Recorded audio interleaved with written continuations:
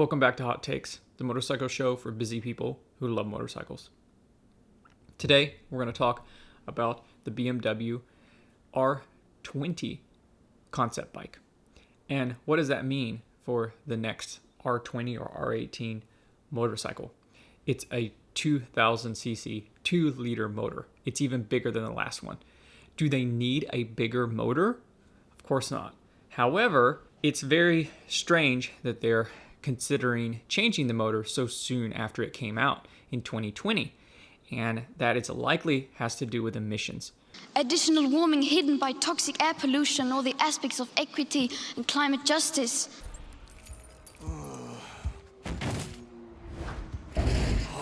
This is an air-cooled motor, and it is very difficult to get an air-cooled motor to pass emissions these days. So it's very likely that they have no choice but to redesign this motor. We're seeing motors get bigger and bigger and bigger. And the reason for that is because the tightening emissions mean that if you keep the same cylinder size, you end up reducing power. And the consumer does not want a smaller, less powerful engine.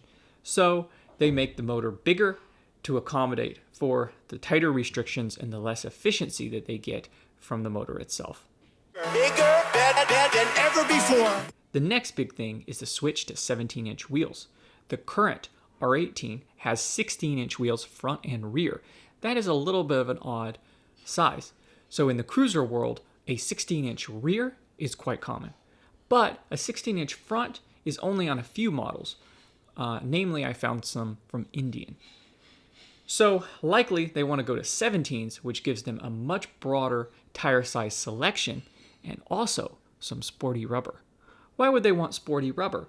Well, another big change is a change in the steering head angle to a more steep angle. So right now it's raked out more like a cruiser, and that gives very neutral steering, stable. It wants to track straight. If you go to a more aggressive steering head angle, it makes the bike turn quicker and be a little bit more twitchy and less stable. So maybe they want to go after the Ducati Diavel, which has more of a sporty aesthetic and handling characteristics. And maybe they want to just shift over that way a little bit and see what happens. The BMW R20 Concept is a neo-retro style. And what that means is, yes, it has a lot of things that come from a retro classic style. However, they incorporate some newer elements, such as a round LED headlight, much like Honda has in their neo-retro bikes. So this could be a direction that BMW wants to go with their bikes. And it does connect again to the Ducati Diavel that is also quite neo, more neo than retro in design. However, I would expect that there would be some classic designs as well that you can choose from. So they would probably have a classic bike as well as a more neo-retro to try and grab all of those markets. If you look over at the R9T, they have a variety of different styles for a variety of different people, and that's probably what they will do with the R18 as well. Speaking of retro bikes, we also have Ducati, who launched a couple of concepts themselves. They're based around the Scrambler bike, and mechanically it's not really changed. However, it might be some special edition models. One of them is a cafe racer. This one has a new style fairing with swoopy lines and of course clip-on bars.